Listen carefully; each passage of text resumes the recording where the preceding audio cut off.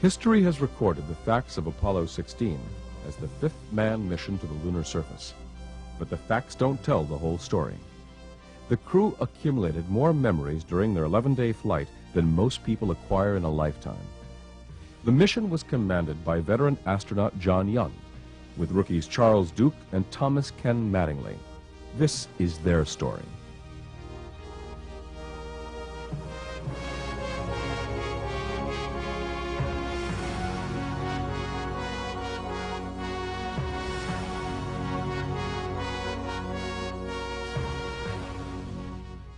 The story of Apollo 16 actually began in the days just before the launch of the ill-fated Apollo 13 mission. The prime crew of Apollo 13 originally consisted of James Lovell, Fred Hayes, and T.K. Mattingly, while the backup crew consisted of John Young, Charles Duke, and Jack Swigert. The prime crew of Apollo 13 spent years together training for this mission and were prepared for the flight of their lives until fate altered their flight plan. 2 days before they were supposed to go, Charlie Duke, who was on the backup crew, was exposed to the measles, came down with the measles, and of course then exposed everybody in the prime crew. And Jim Lovell and Fred Hayes had had the measles when they were kids, but Ken Mattingly, who was the command module pilot, had never had the measles. So the doctors bounced him from the flight and replaced him 2 days before blastoff with a guy named Jack Swigert, who had been his backup. I mean, and they had never done a crew change that close to a flight before. Never did it again. I had everything to do with TK not flying on Apollo 13. Had he gotten German measles on the way, when he was out there on the moon or around the moon, that would have been horrible. He could have been sick. It could have been life-threatening, and from the standpoint of the mission, he would not have been able to perform. Having concentrated 7 days a week, 24 hours a day on an event that's suddenly denied for what you feel is an unreasonable reason, even though intellectually you know that it's a sound decision, emotionally you feel like you've been cheated from something important. I don't blame Tom Mattingly for being upset about it, because I think he knew in his own mind that he probably was immune and that he wasn't going to be a problem, but we had no way of proving that. And I've apologized to him profusely many times since then, but I think he's gotten over it. On April 13th, 1970, only 2 days after the Apollo 13 mission began, one of the oxygen tanks on board the spacecraft blew up and ruptured the backup oxygen tank, causing the spacecraft to lose electrical power, water, and oxygen. This forced the crew to use the lunar module as a lifeboat. Astronauts Young, Duke, and Mattingly worked feverishly for 5 days straight with thousands of fellow astronauts, engineers, and scientists to help bring this crew back alive. The Apollo 13 successful return was a brilliant demonstration of human ingenuity in a life-or-death situation. Mattingly's contribution to the success of bringing his friends back alive certainly did not go unnoticed by NASA management. Deke Slayton, head of the astronaut office and in charge of the crew selections, made sure that Mattingly's actions were duly acknowledged. I don't remember what the regular sequence was. It was like 3 flights. If you were backup from one, you would expect to fly as a prime crew on about 3 flights down the chain. I don't know when, but not too long after the mission was over, Deke told me that I have another chance to go fly. So I still came out of being pretty lucky, and in retrospect, we know I came out very lucky. Young, Duke, and Mattingly continued to work loosely together for about a year, until they were officially designated as the prime crew of Apollo 16. The Apollo 16 mission objectives were to land at Descartes in the lunar highlands and to bring back the rocks, put out the lunar scientific experiment package, and do all the things you had to do in 3 days of exploration of the surface up there. But John Young was was a test pilot still is today. And you got everything out of John Young that you could ever ask for. If you asked him to do something, he was going to get it done. Because he does things the right way, the best way, and gets what you ask for. Charlie Duke is very much the same way in terms of responding to people's requirements. Charlie Duke also was one of those guys that had a very great sense of humor. And I think that he was a natural adjunct to John Young. A typical day in training for us is a hard day. We got started early in the morning. Generally, we'd have 4 or 5 hours in the simulator. We'd then spend an afternoon in lunar surface type training, putting on our suits and practicing either getting suited up in the lunar module or either going out on the simulated rock pile we had down in Florida to practice putting our experiments out. Being able to find the kinds of rocks of interest among all the various kinds of rocks up there, we went through a lot of training exercises to teach them to recognize rocks that we thought would be interesting. Well, we went to several places where rocks are exposed well, basically in the western United States. We went to Hawaii and looked at volcanic rocks, basaltic rocks out there. Those were the basic areas we went to.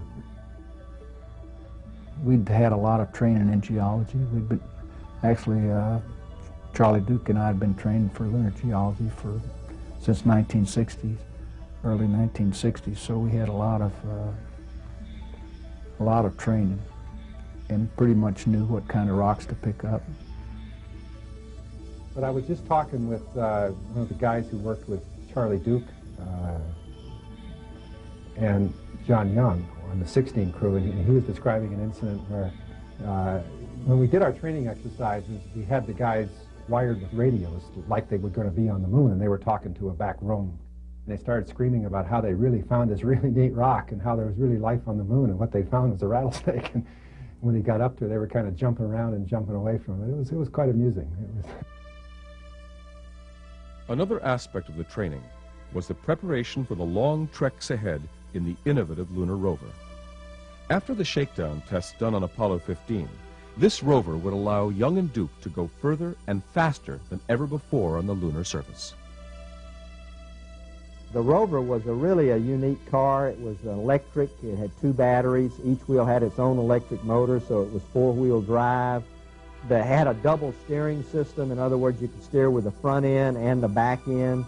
It had a handle that sat between the seats that was the total control over it. You push the handle forward to go forward, pull the handle back to put on the brakes.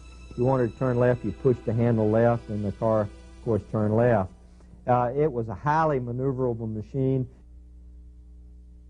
We had a centrifuge rig that put you at 1/6 gravity. I ran 13 miles or something over there one time just to prove that you could get back in case you ran out of, in case your lunar rover stopped driving, that you could still get back. While Young and Duke were spending most of their time simulating their anticipated experiences on the lunar surface, Mattingly was busy setting records in the command module simulators. One of the things that I think is one of NASA's major accomplishments is in preparing flight crews, they have these simulations which are extraordinarily realistic for the ground controllers and for the flight crews and for the team as an organized group. And I think that's the key to why they've been so successful.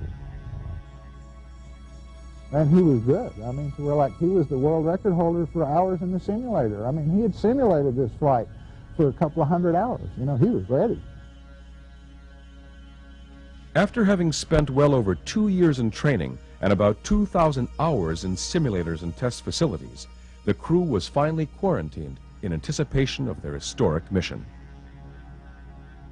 One of the funny things that happened during a flight, I have a twin brother named Bill, and Bill's a doctor in our hometown in South Carolina.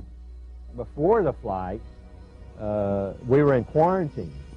My brother had come down with his family and was staying at the Holiday Inn in Cocoa Beach, and And he's walking by the pool, and there's all the NASA management there, Rocco Petrone and George Lowe and a few others.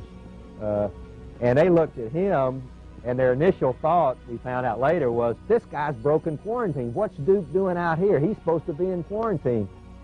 So they called up out there, what's Duke breaking quarantine? And, you know, the guy picks up, well, he's right here. What do you mean he's not breaking quarantine? So everybody had a big laugh over that.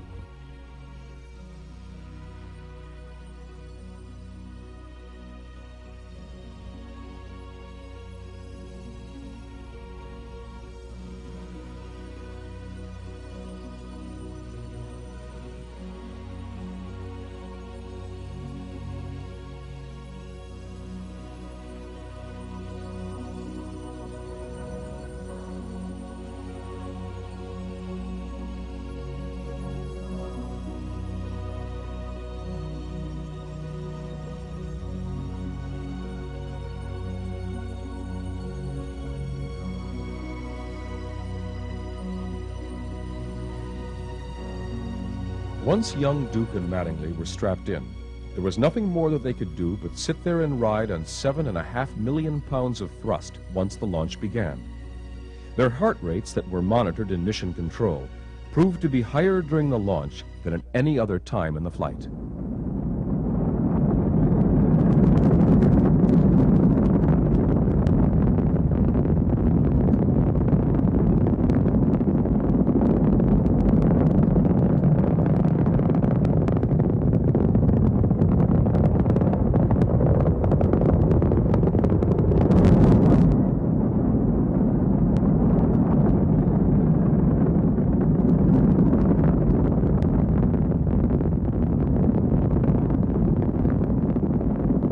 Sitting on the top of that critter are three very nervous people.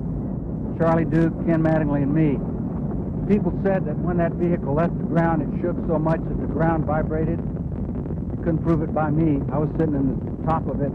I think my knees were shaking. There again, it was vibrating so much you couldn't tell. But I remember the vehicle really started shaking from side to side. It was just a slow acceleration as it lifted off. It took 10, 11 seconds to clear the tower, and I thought they'd never say tower clear. And the whole time it was shaking like crazy. I thought there was something wrong with it. I didn't know whether it was going to go in orbit or not. But John was real cool, and he said we'd go, and sure enough, we went, shaking like crazy during the whole first stage.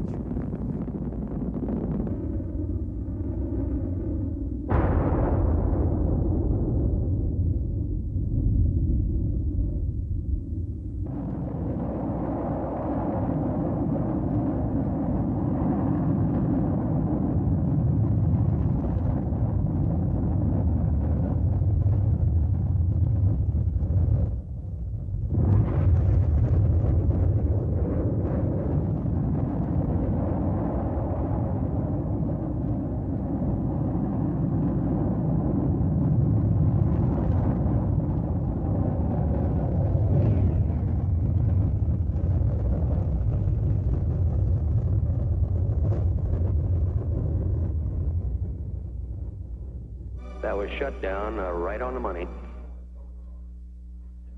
You are go for orbit, go for orbit.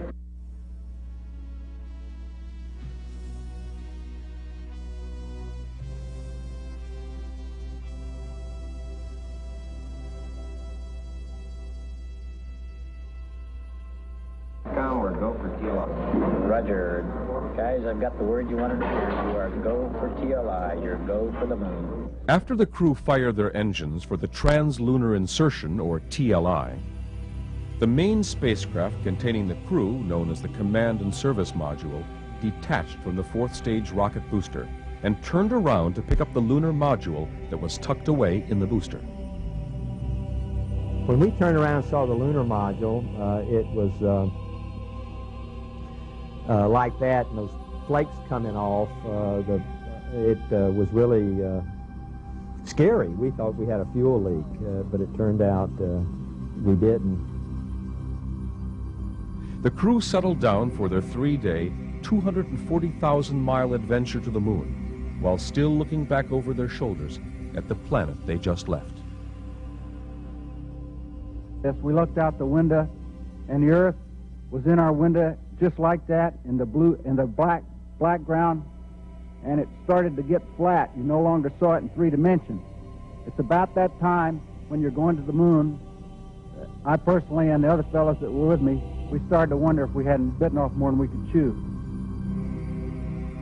They'll talk to you about the Earth more than the moon, more than anything else. I mean, they'll talk poetry about what the Earth looks like as you're getting 10,000 miles and 20,000 miles and 50,000 miles and 100,000 miles, and and everything you have ever known. You know, I mean, like the whole history of the human race is getting to the point where you can cover it up with your thumb. And that's a very powerful psychological force. After 3 days filled with anticipation, the Apollo 16 crew finally reached its destination. Young and Duke entered the lunar module Orion, while Mattingly stayed in the command and service module Casper. Sergeant, go. Capcom, we're go for undocking.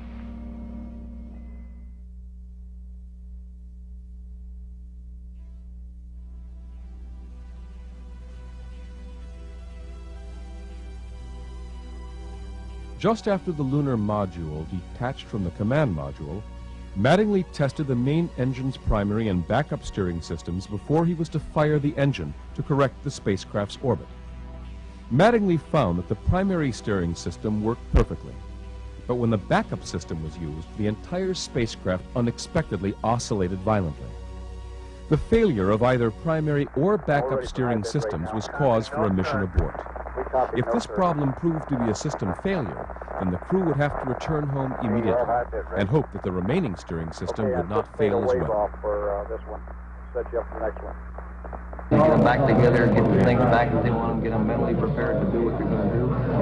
But now, don't take that as input. I'm talking out loud. I didn't want to say something unless I'm sure. I don't see any way we can continue on. Okay. It looked like we were going to abort, and you can imagine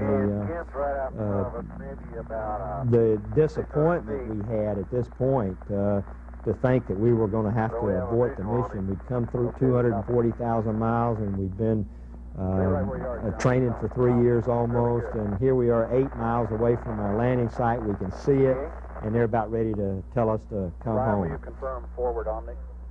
I just don't much see how we can make it on this next trip. I think you guys ought to continue to work. So you'd only do it if you had a failure on the primary. Well, how would you ever get the damn thing trimmed then? Well, I would, if I had a failure in the primary, I'd shut it down.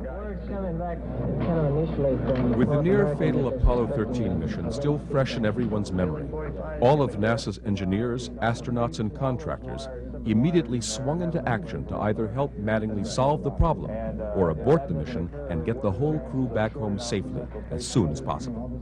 Well, that's another one that they're working. So they started looking to see what the options were from a trajectory point of view. And in the midst of this, some of these simulations started to surface in the back of people's minds. We had another rule in the simulation. It's important to remember that you never quit until you'd reached a stable or a safe position. You know, while things are out of control, no matter what the simulation was scheduled for, you would continue to run it until the team had found a solution. Meanwhile, Young and Duke were sweating things out in the lunar module, not sure whether they'd have to abort the mission and redock with Mattingly in the command module, or if they would be able to continue with their mission. For about 4 or 5 hours, I figured we didn't have a prayer at landing on the moon because of that engine. We was going to have to turn around and come home as quick as we could. It was discovered that a broken wire in the backup system caused the oscillations and vibrations. Mattingly would have no real troubles in steering once the main engine fired. After a lot of nail-biting, the crew was given the green light to proceed with a lunar landing. Well, have at it, babe. So we're going to try it. You do have a go for another try here. From the time that we would see the spacecraft on its final pass as we moved towards descent until the time we had landed on the moon was about 30 minutes. We had about 15 minutes to take a look at the spacecraft, make sure everything was go. We had the proper tracking information, et cetera, et cetera, et cetera. And the systems were all go, and then we would go through their final series of checks and make the commitment to start the descent to the moon. Take over, Charlie. Okay, fuel is good, 10%. That comes the shadow. Okay, 200 feet. Crew is oriented, and they actually start performing what you'd call as a retrograde burn. They're slowing their orbital speed down, so the lunar gravity starts pulling the spacecraft down towards the moon. Looking good. Perfect place over here, John. A couple of big boulders. Not too bad. Okay, 80 feet. Down at 3. Looking super. You see the shadow stop. That means he's leveled off. Okay. And you see the engine blowing out the dust just everywhere. Because the moon is covered with dust very, very fine like powder.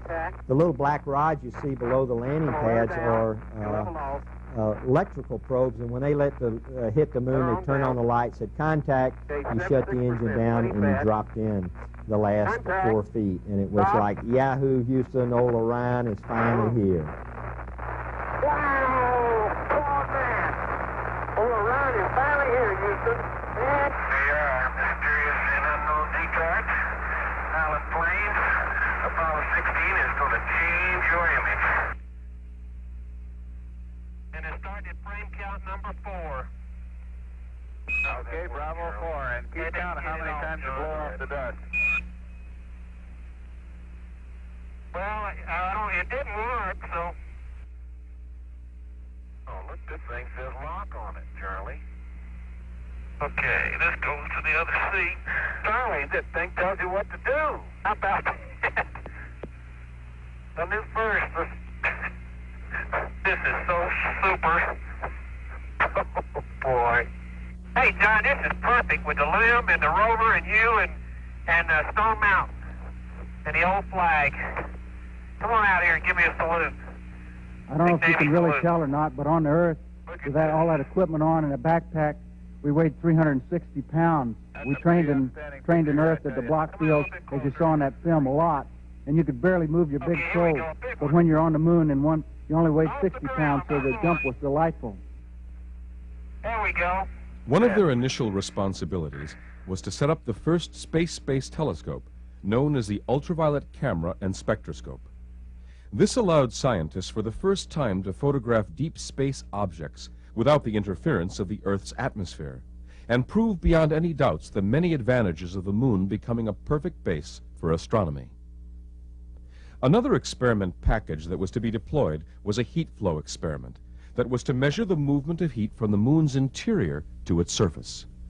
Both Young and Duke had performed the setting up of this experiment hundreds of times in simulations and had no doubts as to its ultimate success. One of the big experiments, drilling a hole into the moon while John is working on the power station. Unfortunately, as he walked away, you'll notice his left foot, he gets his foot caught in one of the cables, and just right there he ripped it loose. Unfortunately, that was the electrical power to the experiment I was working on. That cable. Oh. Cable. Watch the cable. Cable number 1. Heat flow. Pulled it off. God, I'm sorry. I didn't even know it. That was something I'd done many times in training, and they said it wasn't like that, but they fixed it for Apollo 17. In fact, on Apollo 17, when Jack tripped over the central station, they drug the whole thing along, didn't hurt anything, so they fixed it real good. We should have had it fixed for Apollo 16. There's another case where you find out something in training and you don't do something about it, it bites you.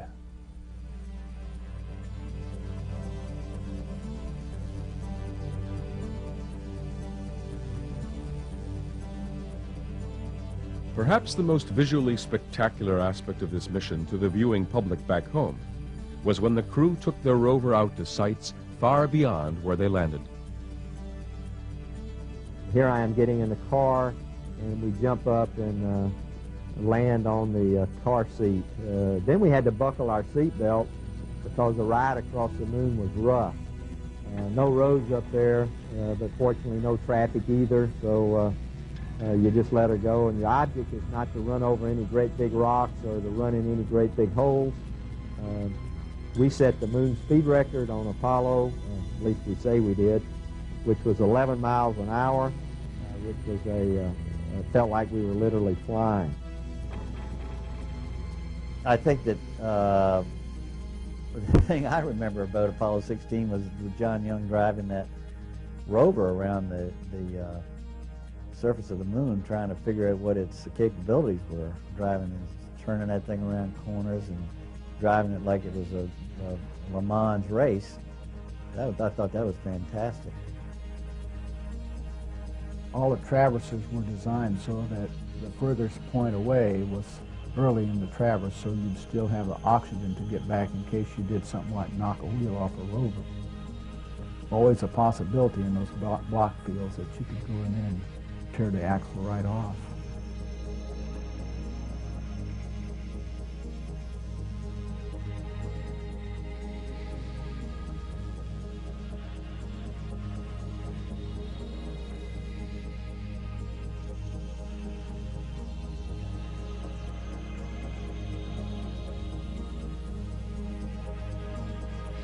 Before I went to the moon, I had this dream about we were going across the lunar surface, actually driving north in the car, and we'd driven a mile or more, and when we came over the ridge, there was another car, similar to our car, with two shapes in it. It looked like two astronauts, and it was just sitting there.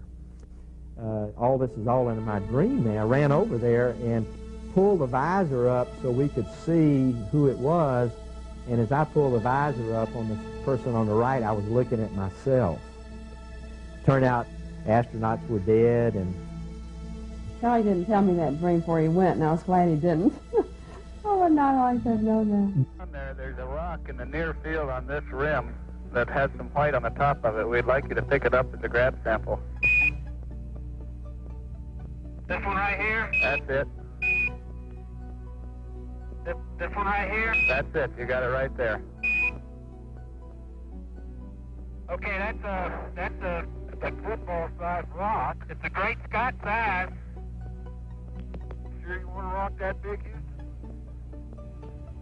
Even though Mission Control had Young and Duke working hectically to accomplish their duties by picking up moon rocks and setting up experiments, there was still enough time to take advantage of their unique view of Earth.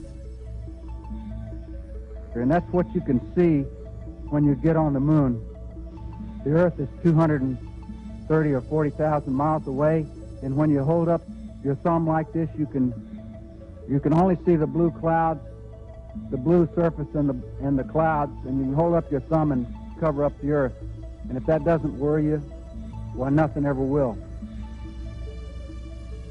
And I do remember one time holding my hand up, and underneath my hand was the Earth. And a thought passed my mind that, underneath my hand is 5 billion people, or 4 billion, whatever it was in those days, and that you don't see North America or Europe, you just see Earth. And I discovered that just seeing Earth as one doesn't make us one. You got to have a heart change inside.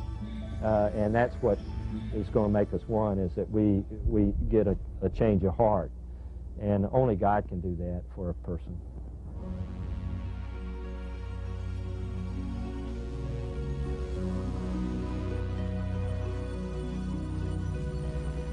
While Young and Duke were busy setting up experiments and collecting lunar samples, Mattingly was busy in the command module conducting 15 experiments on his own. Along the way, Mattingly also set the U.S. record for the longest solo flight of 81 hours and 40 minutes, a record that still stands today. The command module pilots, stayed in orbit all by themselves, half of which they were on the dark side of the moon and couldn't even talk to Earth if they wanted to. So they had plenty of time to kind of sit back and just look around and realize, wow, I'm at the moon.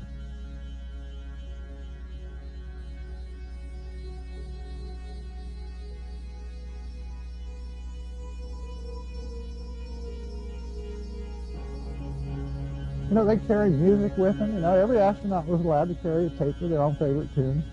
And I know Ken Mattingly on 16 carried classical music. I mean, like, he was a big fan, and he picked out songs that he thought would be appropriate to space travel, you know, like Holst's Suite for Planets and the theme song from 2001, and Symphony Fantastique. And he's listening to the Symphony Fantastique floating around behind the moon.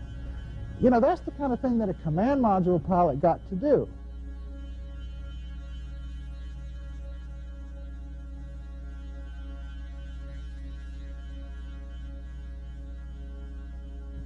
You know, the moonwalks, they invited the families to come mission control.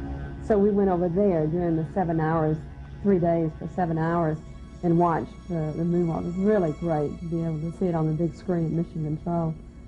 Toward the end of each day, my heart would start beating a little bit, thinking, oh, now it's time to get in, get in there before anything happens. We have a few minutes left, so we decide to do the Moon Olympics. I decide to try to set the high jump record on the moon. And as I start to do that, I bounce a couple of times, and then I fall over backwards. And as I fall over backwards, fear strikes. If I split my suit open, I'm dead.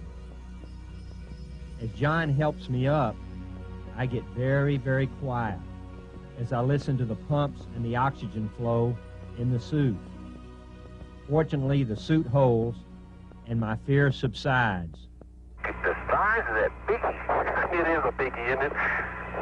It may be further away than we think. No, it's not very far. It was just right beyond you. And we better press on for the big boulder. Okay, we're headed that way. You get the tongs, John? Yep. It was characteristic for all astronauts to be visually unprepared for adjusting to scale or distances on the moon. Because of the moon's much smaller size, the horizon drops off much quicker than on Earth, and there are simply no landscape markers or geological points that the astronauts could judge distances with. Probably is. Okay, that sounds like a good guess. God, you mean they weren't at it? No. It looked like they were standing right there. Look at the size of that rock. The rock that Young and Duke thought was just medium-sized and not too far away turned out to be as large as a house and ended up being much farther away than anyone had expected. They aptly named it the House Rock. Well, Tony, that's your house rock right there. Very good. Don't get too near the edge of that thing. It falls off. Look over at your right. It falls off pretty good. Yeah, I know. Keep going. During the mission, there I am bouncing around on the moon, and my brother walks into mission control. He gets a pass, and he wants to sit on the flight surgeon's console. And a few people knew he was coming in, but I mean, the whole room looked over, I understand, looked at him, and they looked at the TV, and they looked at, you know, and they thought what's happened here? And then all of a sudden they realized the word got around my brother. But he looked at I mean, we are identical. That created a few stares and a few laughs in mission control. Just before Young and Duke had to go back into the lunar module for the last time, Duke left a small token of himself and his family on the moon's dusty surface. An idea we had before the flight to get the whole family involved was to have a picture taken. So we had a picture taken of our family in the backyard of our house. On the back of this photograph of our family, we wrote something to the effect of, this is the family of astronaut Charlie Duke from planet Earth, who landed on the moon in April of 1972, and so I pitched it out on the moon and took a picture of the picture. After being on the moon for about 3 days, and having spent 3 EVAs, or extravehicular activities, collecting over 200 pounds of moon rocks and other samples, both Young and Duke entered their lunar module for the last time and prepared to take off for a rendezvous with Mattingly in the command module. This is the ascent stage sitting on the moon just before lunar liftoff. The top part of that machine goes, and the bottom part stays on the surface. That's very interesting, too. We know that there are 200 ways that the lunar module engine could fail to start. It was a pretty tense time. Think of that, 200 ways to become the first permanently manned lunar base. It's the only part of the entire vehicle that had no backup. You know, I mean, because like NASA was very safety conscious. Every system was double redundant. They had 3 of something, you know, I mean, but they only had 1 engine to take off. And so they made the simplest engine they could build. You know, I mean, it was a very simple and straightforward engine, and you turned it off and it went on, hopefully. Smile. FAO. Don't be mad. We'll get it up there. See how nice and leisurely it's been? That's the way it should be, getting ready for ascent. 10 seconds. I was starting to form this thought. It didn't light. Just then the engine lit, and bang, it kicked us.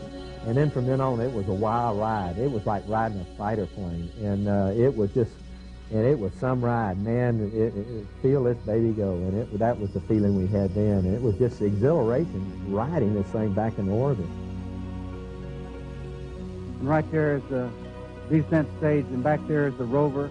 And if you look real close, you can see tire tracks and footprints all over the place.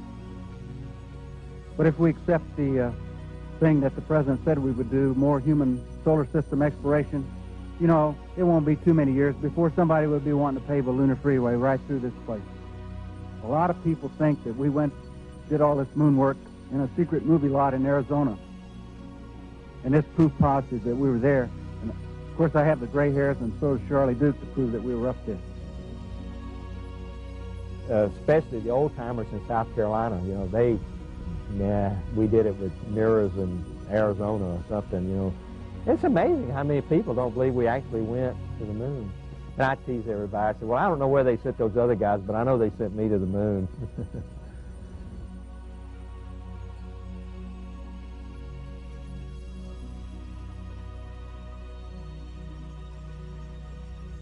Once the crew of Apollo 16 was reunited, the samples and experiments collected in the lunar surface were transferred into the command module.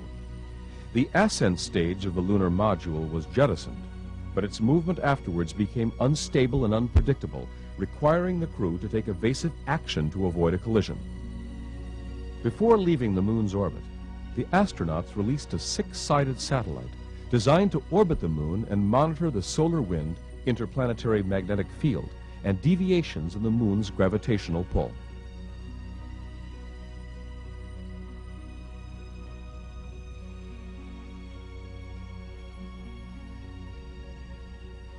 Shortly thereafter, we turned our spaceship around so we could see the moon, and the moon literally just began. We were climbing so fast, the moon just literally just began to shrink, just like that. And you could see it. I mean, literally, a whole satellite that big, 2,000 miles in diameter, just began to shrink like this. And that was really spectacular. Then we had to settle down for the 3-day trip home, but that first hour or so was, we were glued to the windows watching that. While on the outbound trip to the moon, Mattingly lost his wedding ring. After searching in vain for over 7 days, he had given up hope of ever finding it. One of the crew's final responsibilities was to retrieve the film canisters of photos Mattingly took of the lunar surface and experiments that were conducted while in lunar orbit. With Duke standing in the open hatch, Mattingly conducted a 1-hour and 24-minute tethered EVA. It was during this EVA that Duke saw the ring float out of the spacecraft. And so I float over after it and try to grab it, and I miss it, and it floats outside. And, well, my first thought, well, lost in space, there it goes. It floated out and hit him on the back of the head, which he didn't feel, of course. I watched this thing hit, and instead of bouncing off and cartwheeling off into space, it hit and came straight back towards the hatch. It floated back in the hatch, and I grabbed it on the rebound. After a relatively uneventful 3 days, the crew prepared to return back to Mother Earth. heavily laden with film, experiments, and moon samples. I think we've seen as much in 10 days as most people see in 10 lifetimes.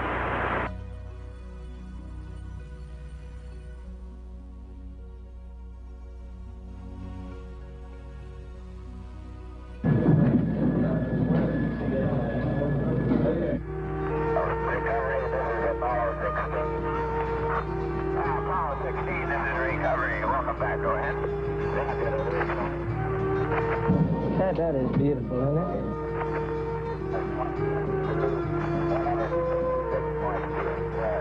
Now they're blooming. Beautiful. There they are. Beautiful. Apollo Control Houston, an observer on the Ticonderoga estimates the distance from the ship about 1 mile.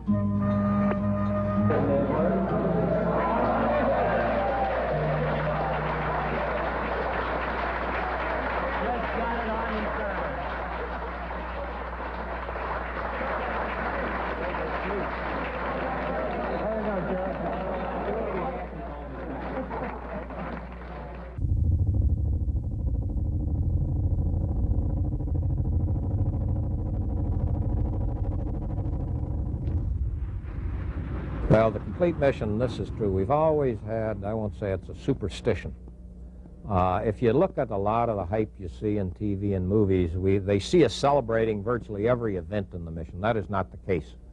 We celebrate only when the crew is safely in Apollo on board the deck of the carrier. Basically, we hold back until we are absolutely sure that our job is done. Then we will sit back and we will celebrate.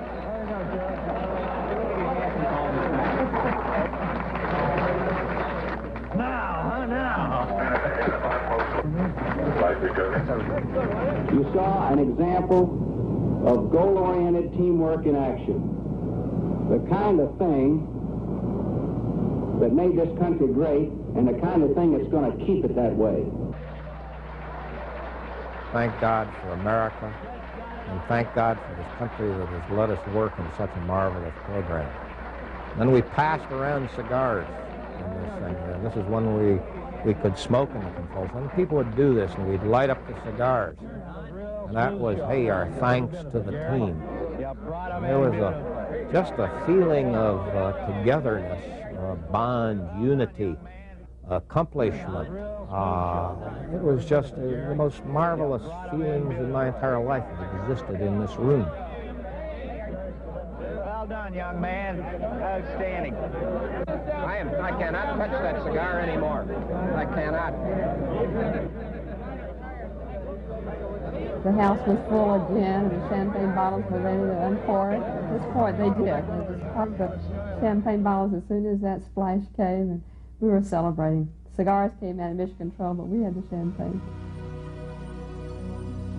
The whole mission in Apollo 16, I added up one time when we finished, we had more than 100 different problems. Main highlights were doing the job in the face of all the problems that we had. It was proof that you could get out there and do it and do the complete mission in spite of problems. We had a lot of problems, but that's the way life is, I think. Solving problems in real time is what this bunch around here is really good at. After the successful conclusion of this mission, the crew went on a brief celebration trip around the United States and were received like the heroes they are.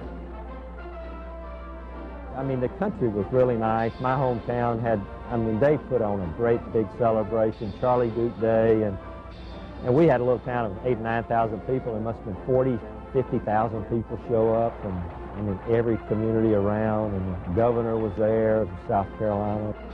And everywhere we went around the country, we just got a wonderful reception, and that was nice to be an American, to have been involved in a program that people are proud of, that brought the country together rather than split the country.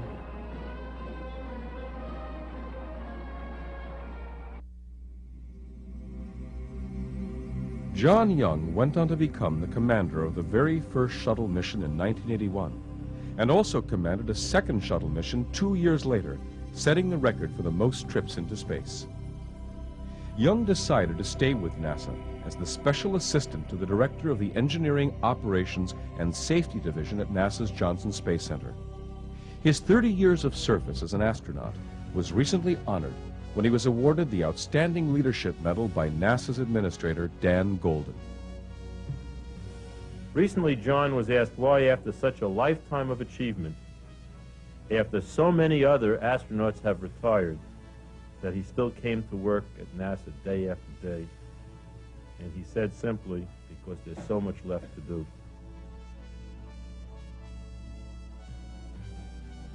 T.K. Mattingly stayed with NASA as well, and also commanded 2 shuttle missions in 1982 and 1985.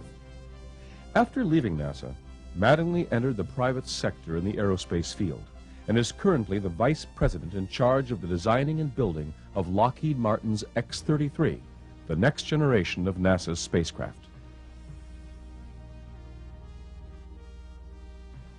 Charles Duke left NASA shortly after his flight and became a very successful businessman. Perhaps the most lasting effects of Apollo 16 are the implications of what this mission meant to people of the world and long-term prospects for the future of humanity in space. I prefer to believe that challenges, things that are stimulating, are the kinds of things that make societies healthy. I think that you cannot retain a healthy society without giving yourself some kind of a challenge to draw the best out of you. I thought when we left the moon that we'd have a base up there in a couple of years, but we didn't do it. I think it's time for us to look at going back to the moon now. We're right now, the United States is where Columbus was 500 years ago. The time is to get out there and discover these places, investigate and expand our knowledge, and then apply that knowledge to solving problems here on the Earth. We need to get smarter, and we need to learn better how to control our destinies, and I think space exploration is a key to that. I know I thought that I probably would have aspirations going to Mars.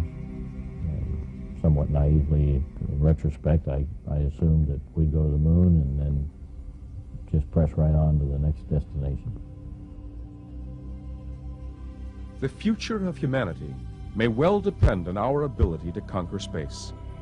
This Apollo 16 crew and the program as a whole laid the foundations for all that followed. When I look up at the moon, especially on a real bright, clear night, and it's almost full, it's this feeling of, attaboy, I've been there, and it's still a thrill just to look up and still look up and say, that's where I was, and it the memories just flood through my mind, and it still brings back lots of excitement.